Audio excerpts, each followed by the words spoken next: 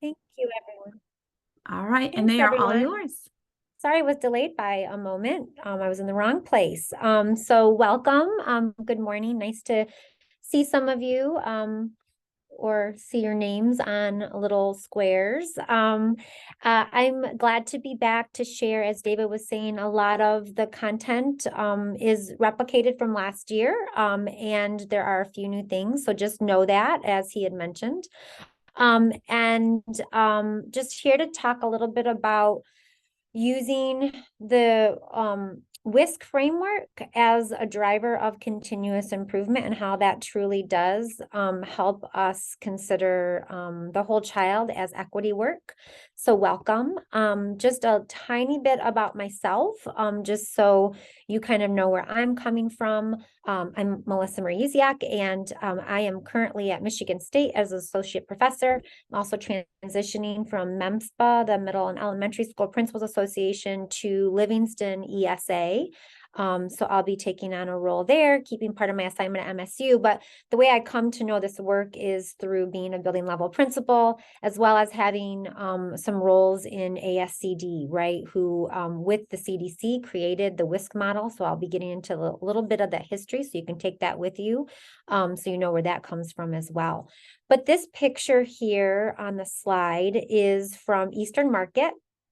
It's a mural as you park near Eastern Market in Detroit. And when I first drove up to this mural many years ago, it was just so iconic for me in thinking about the students that I've had the honor of serving over the years as a school leader, and not necessarily having the language that we use now, but doing a lot of the things that we want to be striving to do now to really honor the whole child, to really give students voice, to lift them up as individuals, and really to create equitable and accessible opportunities for them, and doing that in the spirit of continuous improvement. So that is a picture that I like to keep close to me and like to use in presentations to just kind of represent where I come from and hopefully inspire, where we're going as well. So I will share a quick video that's linked in that little whole child blurb at the very end. That, again, today is a lot about resources. Today is a lot about giving you opportunities to take resources back, materials back that you can use when you are engaged in the continuous improvement process, and actually creating a bridge to a lot of the things you already probably know or do, but you're in your leadership role wanting to make these connections for others. So this is not our Wordle here.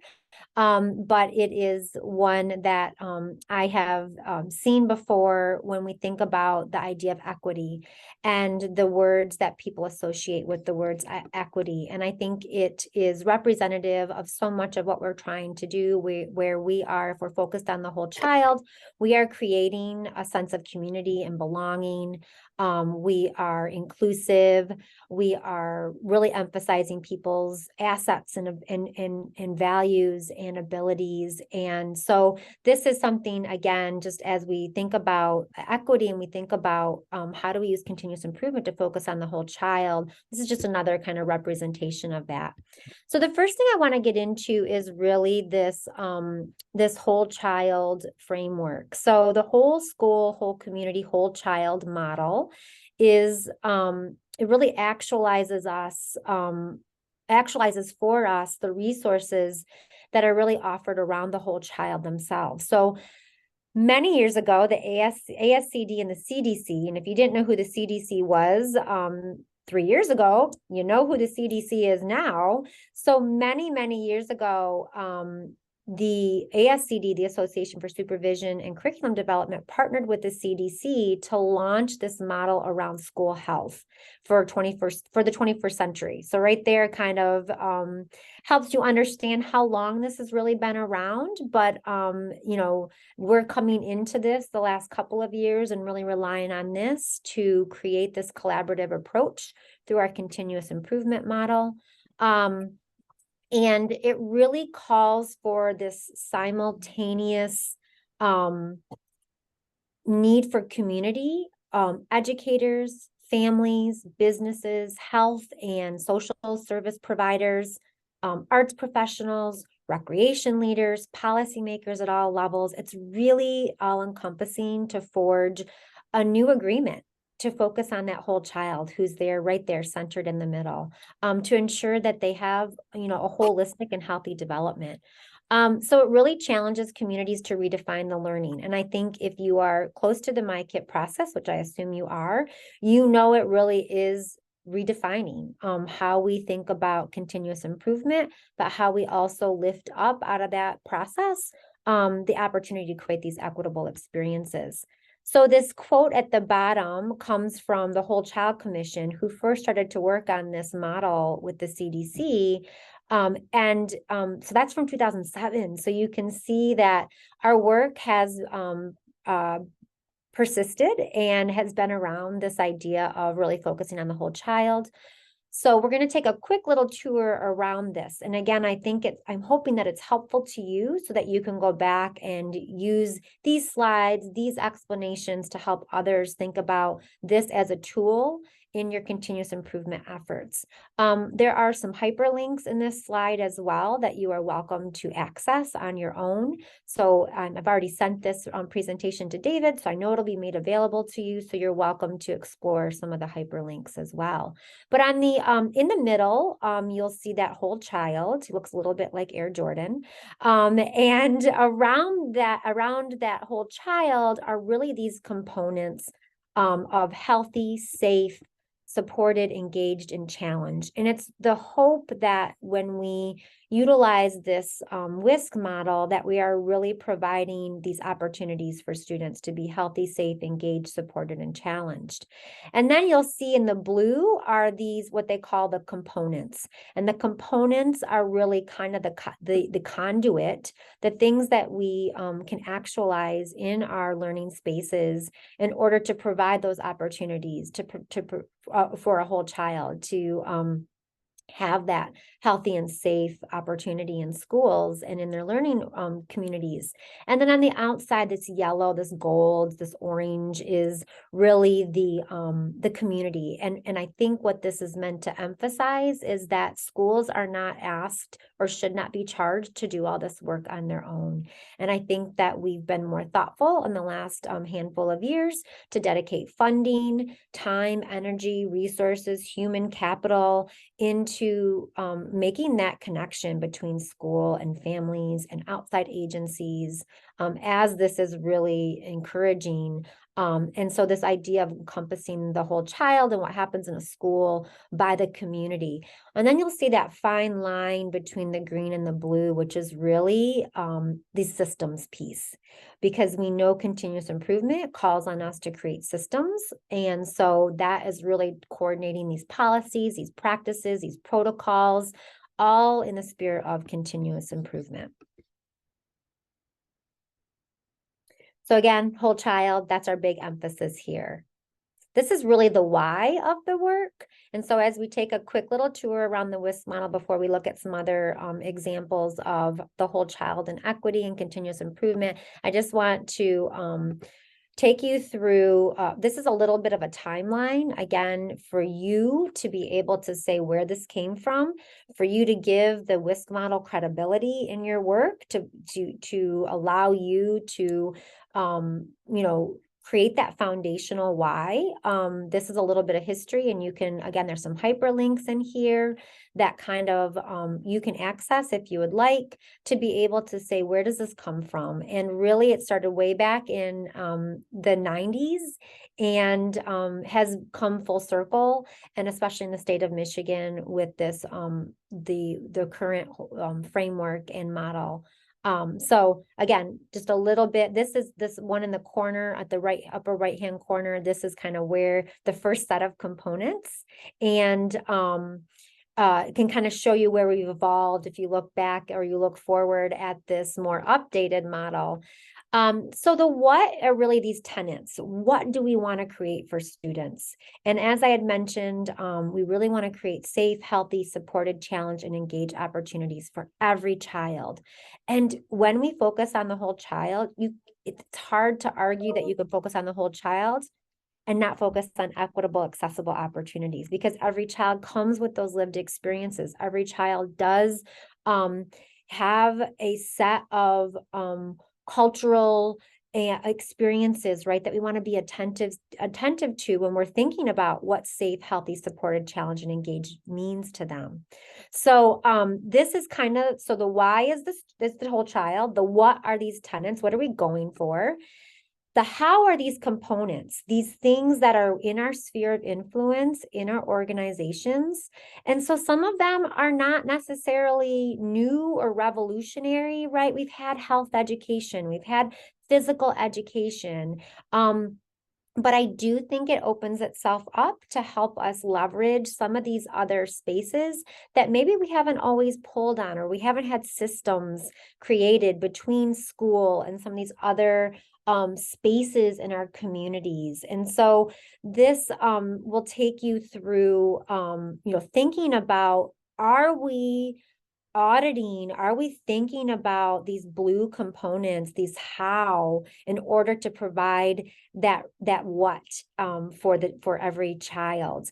So again, there's a hyperlink there. You can explore what some of these might entail, but again, some of them should be really familiar to you. So again, trying to create this credibility for our WISC model. The who is really the community. So the Whole Child Commission, way back in 2007, they asked schools and communities to lay aside those perennial battles for resources and instead align resources in support of the whole child. And it is something that the pandemic has exacerbated, or did exacerbate. We're really trying to create these bridges, right? To lay aside how we fund and really, and some of the bureaucracy that gets in the way, that acts as a barrier, and really bridge to the who, to that community. There are some examples here on the right-hand side, some bulleted examples of how we can engage with the who, with the community. There is a really great, I'm going to put in the chat, a really great book by the former Secretary of Education of Massachusetts, who's actually at Harvard. I'm going to see, I'm having a hard time pasting. Hilda, if you are able to access my slides on slide 8 in the notes section, there's a hyperlink that takes you to a book written by the former Massachusetts Secretary of Education. If you could pop that in the chat, that would be great. But again, you can I will do that right now. Thank you so much. Of course. So I mention him because sometimes we think about engaging communities and it sounds a lot easier than it actually is. And so to have these practical examples of how to engage with community, I think can be really helpful for you when you're thinking about your strategies, when you're thinking about your activities, when you're thinking about breaking down those historical institutional barriers. Let's think about what are some things people have done. And he has some really great examples that I actually capture here in bullets, but you might want to access in his actual text as well. He's at Harvard now. And he's done some really amazing things in his career as a school leader to do things like establishing a children's cabinet where you have school level leadership partnered with community level leadership like a mayor or a community representative to listen to students, to gather that street data, to borrow from Saphir and Dugan, to talk to families. And so I think I wanted to, again, flood you with some resources today so that you can go back. So he's a co-author of this. We'll get you that hyperlink, but again, it's in the slides. But thinking about the who in the community, again, a lot easier to do than to actually implement. And so I wanted to give you some practical examples. So that's kind of our tour around the WISC model. Hopefully that gives you an even richer understanding of where it's come from, as well as some language to use with the people and some credibility of MICIP and why we're focused on the whole child and using this model to guide that work. Thank you so much, Hilda. Much appreciated. There might be some more since it seems like I'm cutting and pasting is difficult for me today. So I wanted to just kind of have you imagine or visualize. I'm a firm believer in manifesting, right? What we want our work to be. So I'm going to ask you to just pause and take a look at this explanation by the authors of Building Equity. You'll notice Fisher and Fry are two of these co-authors who obviously produce really great work for us as researchers and practitioners. But in their book, they have this synopsis here of true school equity. And I just want to give you a moment to read this. And then I'm going to ask you to give me I'm going to ask you to respond in the chat to a prompt.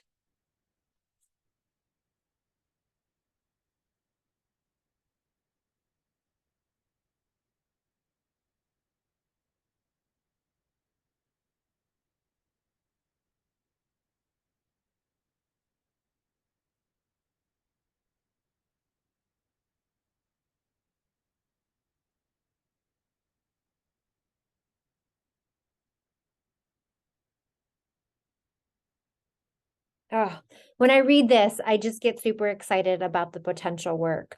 So I'm going to ask you to do is first in the chat, I'd like you to assign 1, 2, 3, 4, or 5 to those bullets. I took this right out of the book. So those should be labeled 1, 2, 3, 4, 5.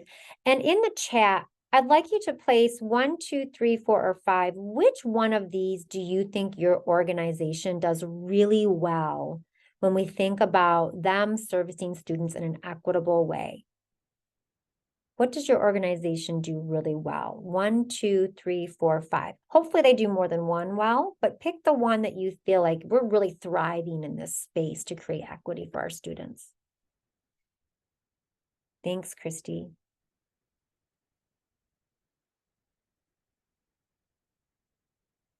Big emphasis on SEL right now, right? Again, I think one of the unintended consequences of the pandemic, out of necessity, out of urgency, a lot of number 2s.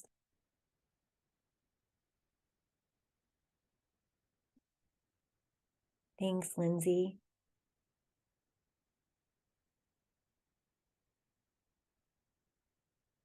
It's really leaning into, if we're going to create instructional excellence, right? How does that connect to the what? The safe and engaged, the supported, the challenged part of our instruction. And now I'm going to ask you to put in the chat, what one, if you had a magic wand and fairy dust, what one would you love to see your organization master? What one's really needed? 1, 2, 3, 4, 5.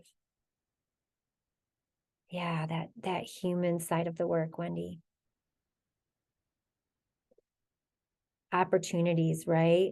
So we have some spaces where instruction could be more responsive and excellent to those tenets back in the framework.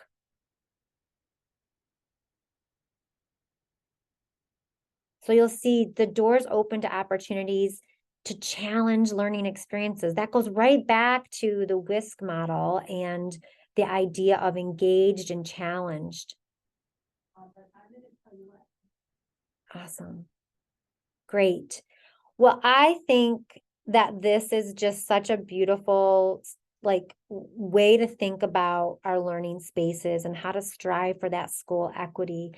Anything Fisher and Fry write are wonderful resources. So there's another resource for you, Building Equity. It's a pretty easy read, but it definitely gets people thinking. I will share at the end a quick video that I borrowed from them as colleagues, Fisher, Fry, and Smith, who is their social worker in the school that they all are practitioners at in California. The other thing I really think is important as you're talking about equity in continuous improvement is agreeing on how you define equity. How do you operationalize equity? And so here's an example. I'm not sure if you've seen this one. We've seen several versions depicted in a visual. This was new to me as of a couple of years ago. So I wanted to introduce it to you. Just want you to take a look at this. And then that definition from the Great Lakes Equity Center as well.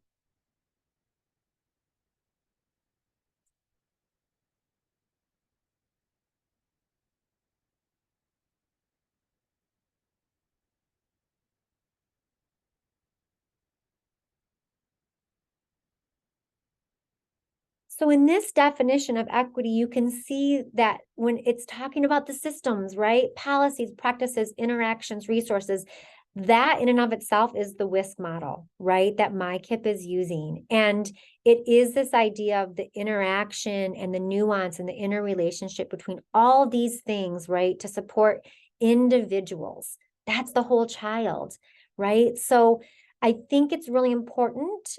I think the process you go through to decide on how you're operationalizing equity is as important as how you're going to define it, how you're going to operationalize it. So if that's not something that your teams have done, I think it's really, really important work. So here's just one example. And then I thought that in that book written by the that Hilda linked for us, written by the former Secretary of Education in Massachusetts, they actually lift up the work of the Foundation for Tacoma Students, and you can see their definition there that I pulled from that book. Equity is an approach, right? We so often verb the work that we do in schools and in education. Like we do, we do MICIP or we do MTSS, right? And what happens is we sometimes lose the idea that it's a holistic approach. It's a way of being. So equity is an approach. Equity recognizes that we do not all start from the same place because advantages and barriers exist. Equity is a process. By acknowledgement of these varied starting places, the Foundation for Tacoma Students seeks to correct the imbalance for the most marginalized and minoritized populations. So I've given you the Great Lakes equity definition. I've given you this great visual that I think pairs nicely with the Foundation for Tacoma Students explanation of what equity is. And so again, lots of resources to start that conversation if you haven't. You really, really need to. What I appreciate about the Foundation for Tacoma Students is that last part where we're talking, the language that they use, marginalized and minoritized.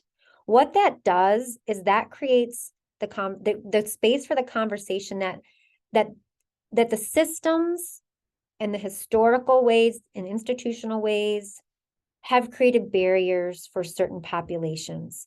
And so it's not that it's not that our students who have been marginalized or minoritized or our families have chosen that.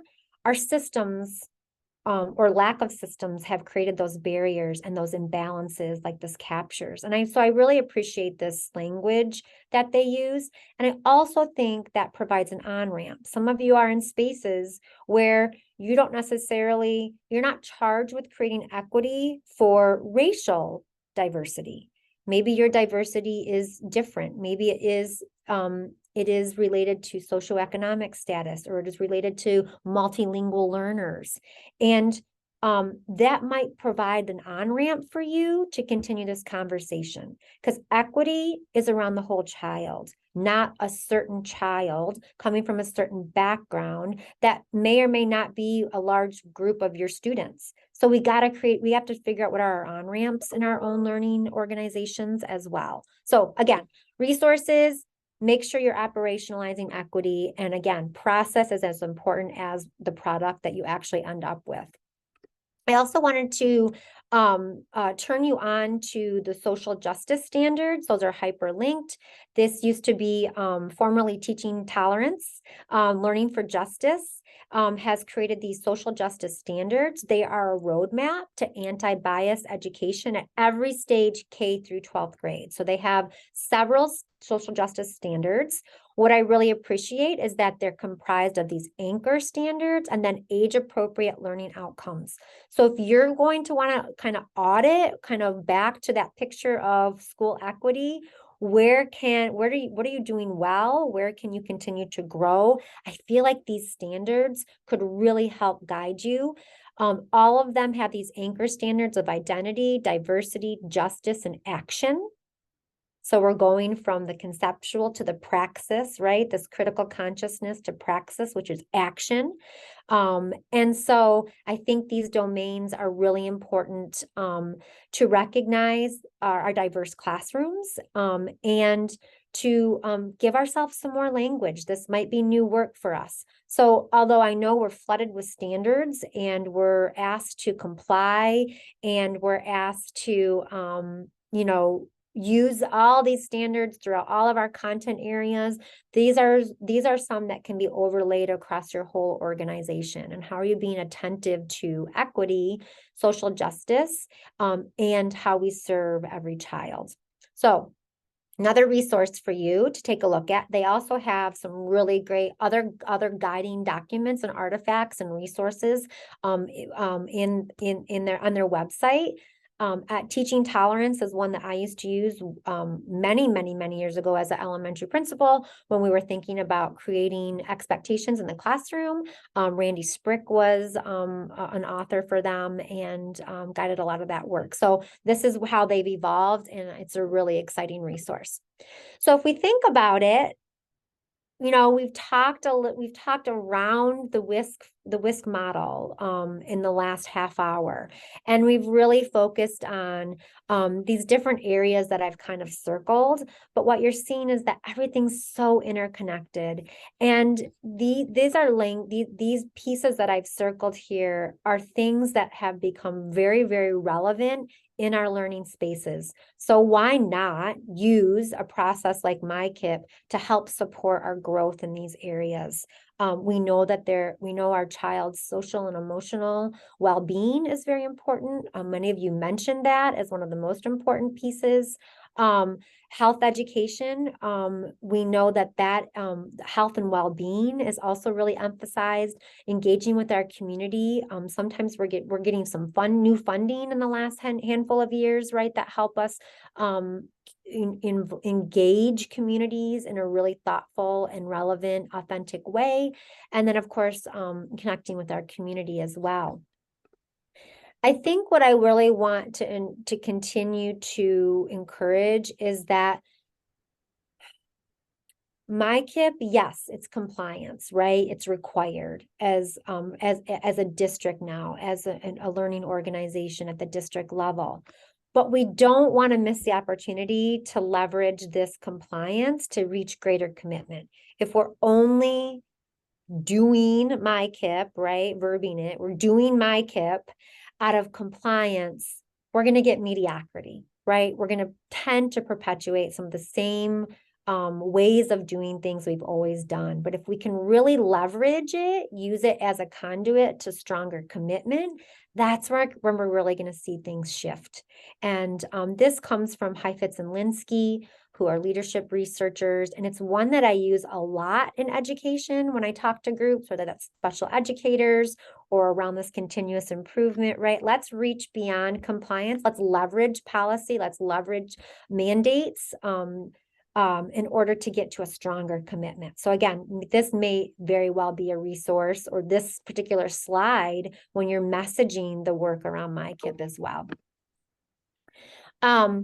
And then there is, Hilda, could you put that in there as well? This is a one-pager by Jen David Lang and Mitch Center. Jen David Lang is she used to be a school leader, an educator, and for the last decade or so, she has written synthesized books. If you are a member of MICIP or other maybe professional organizations, this is a perk. She synthesizes a book a month and then sends a summary to you as school leaders. It's an amazing resource. they started a professional learning community or several sections of a professional learning community during the pandemic to get educators together. So this is borrowed from them in one of their learning sessions. So this is a one-page document about mindset changes when it comes to equity. And I just want to give you a chance. I want to give you just like the ideas that you can read it in 5 minutes. So we're going to put that to the test. And I want to give you 4 minutes to take a look at this and think about your own organization and where people are in the conversation of equity. So I'm just going to be quiet and I'm going to give you 4 minutes and I'm going to call you back into the space at 11:18.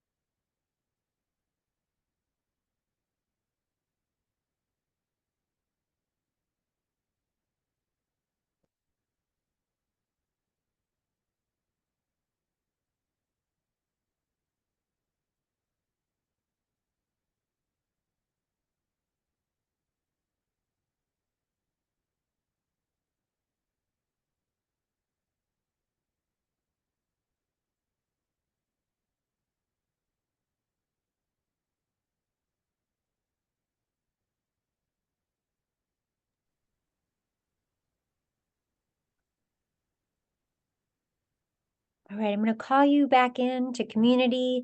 The gift of time, like the gift. I just gave you 4 minutes of the day to read. I mean, how often do you get to do that during the workday?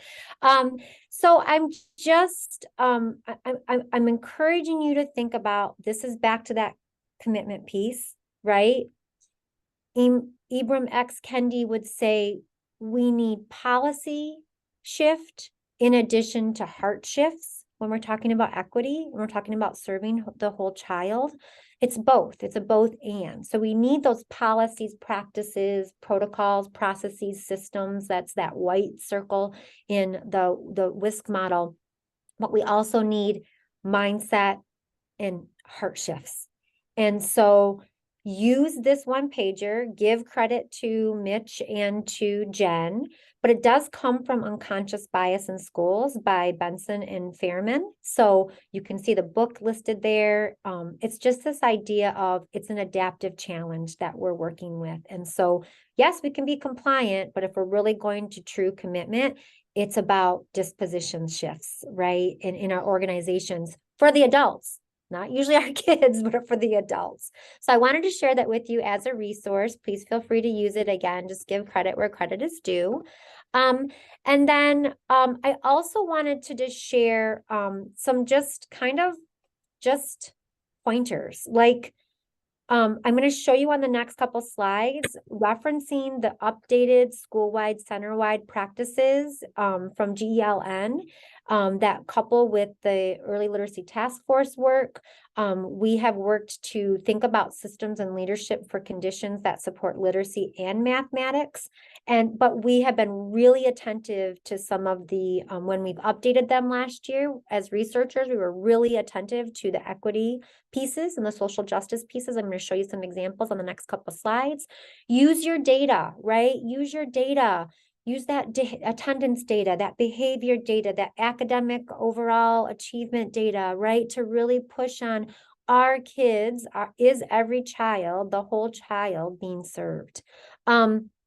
Identify where those gaps are. Those are critical conversations. Sometimes people are resistant because it feels uncomfortable, right? Efficacy can sometimes feel low, but use your data, use the research, use some of these resources to create your really strong foundational why. Archive what you've been doing, right? Lift up what you've been doing that's going well. Like this is about framing our assets as well as looking for areas to close those gaps. Make those connections for others. I have actually taken the school-wide, center-wide document and laid it next to the WISC model, and I've actually had people physically draw lines and connections. Do that, right? Make those connections for people because so much of what you're doing is work you've been striving to do for many years. I also linked one last resource there, the dual capacity building framework by Karen Mapp. She's also out of Harvard, and she just has some really great resources, and all of her life's work as an academic has been around family school partnerships, and she just has some really great resources as well. Again, a lot easier to talk about than to do when we're really reaching for that outside of the WISC model. And then here's what if you're familiar with the former school-wide, these are now posted on literacyessentials.org. But we added values, and we added values to this document to kind of frame what do we assume all people using this as a guide to create these systems and these leadership practices. What do we assume they already have in place or are investing in and engaging in? And you're going to see these couple bullets, and on the next, this idea of inclusion and this idea of student voice and this idea of equity. And again, all of these are focused on, what every child should have access to every day. So I wanted to introduce you to these because that's hopefully a widely used document, or those literacy essentials, math essentials from GELN are continuing to have a presence in your work, and hopefully you're referencing them because they have really great research. Everything's footnoted, right? So when you're getting to that point where you need to support an action or a recommendation or something that you're engaging in and investing in your MICIP, go to that research. It's a wealth of knowledge and what's happening and what best practices. Here's some really specific in the organizational practices. Practice 5 specifically is around creating systems of support for students. And you're going to see right there the bullet around assessment. Just making sure you're using assessments that disrupt historical patterns and So even if you're thinking about balanced assessment systems, this is a document and the research under footnote 41, right, that's going to support you. So just an idea of how you can use what you're already in your toolbox and things that you're using to guide improvement. Make those connections for people. So this is new. These are just, we finished these this last summer. And so if you didn't know that they were updated, and a much stronger emphasis, taking some cues from our math task force, we really, I think, nailed some of the pieces that were missing 5 or 6 years ago, because we just didn't know what we didn't know. And I'd love to end with a video that I think just captures the spirit of what we're engaged in this morning, which is talking about the whole child and how to create more equitable, accessible opportunities in our continuous improvement. So I'm just going to go ahead and play this. It's 5 minutes. If you have tissues nearby or you tend to weep at commercials, movies, you might want to grab them. I'm going to bring you back just for a quick farewell after we watch this.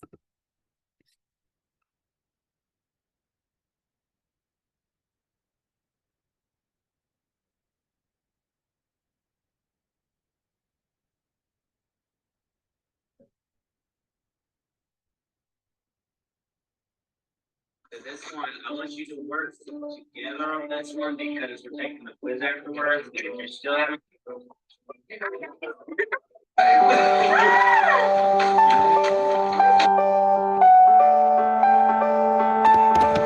So I'm asking all the teachers to take pictures of things that are important to them.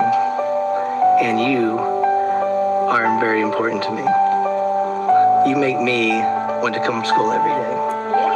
Take pictures of things that are important to them, and you're important to me. You're one of the reasons that I want to come to school every day. And so, of things that we love and things that inspire us.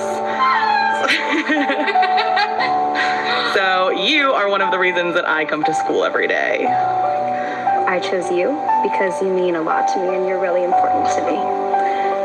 So I wanted to take your picture.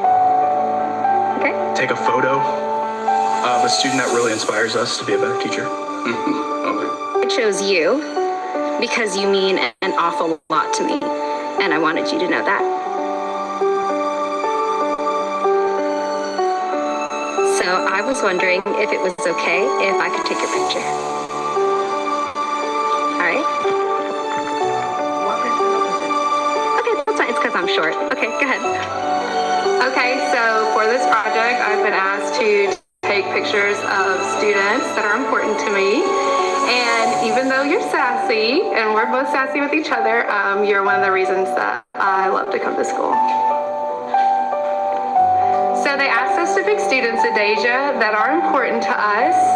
And I just wanted to let you know that you're one of the reasons that I love to come to work and that you're really special to me. And I'm proud of everything that you've done. And so I wanted to take your picture. Okay. So let me explain to you what's going on. Hold on. All right, hold on. Let me. Ooh, okay, this is good. All right, so let me tell you why I'm doing this. So Mr. Henry, he asked that the teachers, he asked us if we would do a project. And are you here, Maisie? Yes. So the project he asked us to do was to pick a student who means a lot to us and who is really important to us and take a picture of them. And the first name who popped to my mind was Zanaya Smith. Oh my gosh! So I was wondering if I could take a picture of you. Sure. All right, here we go. Okay. Oh, okay, gotta get ready? Okay, one. Oh, you're getting higher and higher. Oops, let me. Okay, oh. 1, 2, 3.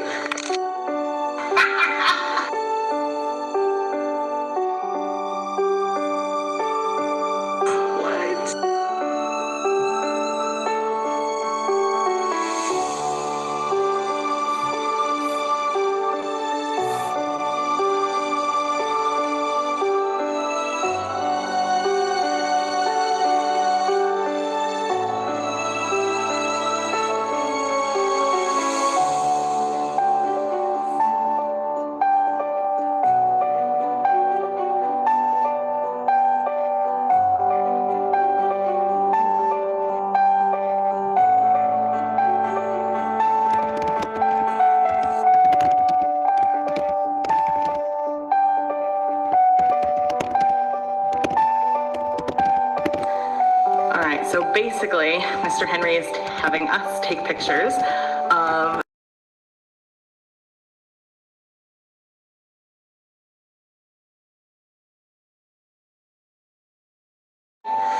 and seeing you grow and change and try so hard this year. You make me want to come to work, so I'm taking your picture. All right?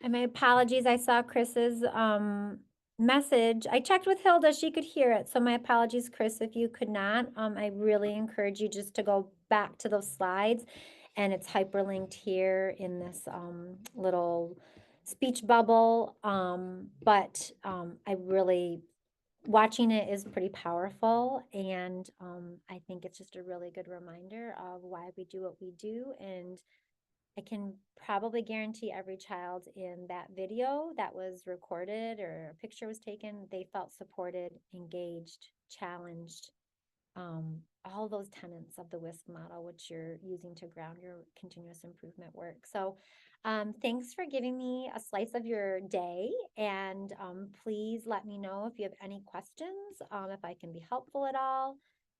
There's my MSU email, or you can text me if I can be helpful. But I hope that the resources here, the slides, the messaging can help you do the work that you do. Thank you so much, Dr. Musak. That was amazing. The link to the feedback is in the chat. Your sign out is there as well. So if you want sketch credit, make sure you're signing out. Otherwise, they can't give it to you. And I appreciate everyone being here. And no, that was beautiful. So I really, appreciate all the resources. And if you have any questions, definitely reach out to Dave, Micah, or myself, and we can connect you with whoever you need support from. But have a wonderful afternoon, and thank you all.